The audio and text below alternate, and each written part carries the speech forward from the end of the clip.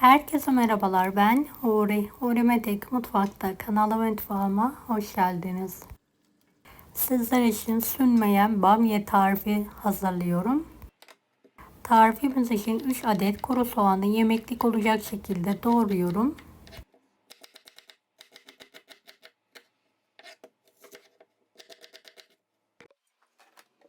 Evet, doğradığımız kuru soğanları tencereye alalım.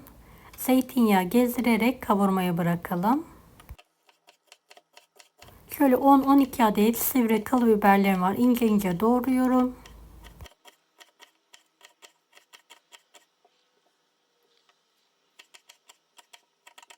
Kabuklarını soyduğum 4 adet domatesim var. Onları da ince ince doğramaya devam ediyorum.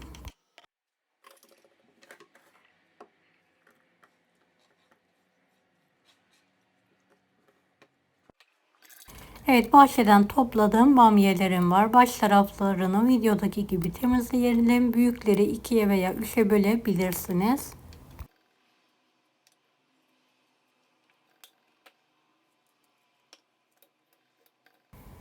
Evet, tüm bamyeleri temizlemeye devam ediyorum. Soğanları kokusu çıkana kadar kavurduktan sonra üzerine biberleri ekleyelim ve birlikte kavurma işlemine devam edelim.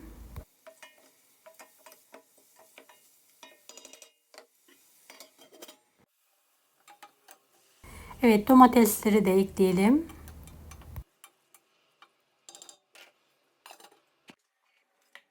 Beni hangi ülkeden veya şehirden izliyorsunuz merak ediyorum. Yoruma yazarsanız sevinirim.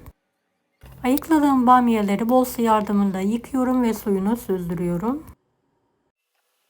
Şöyle bir kase dolusu domates salçası ekliyorum ve karıştırmaya devam ediyorum.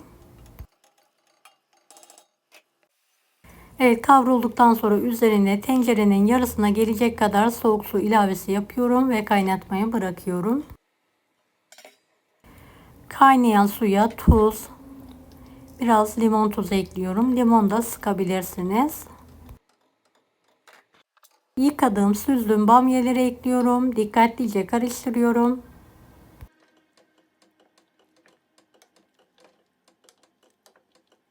Kapağını kapatarak yumuşayana kadar kısık ateşte pişirmeyi bırakıyorum.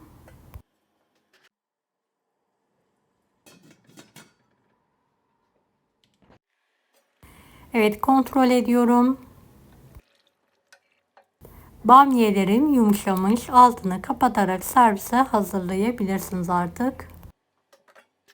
Deneyecek olan herkese şimdiden afiyet şifa olsun. Kolay gelsin herkese.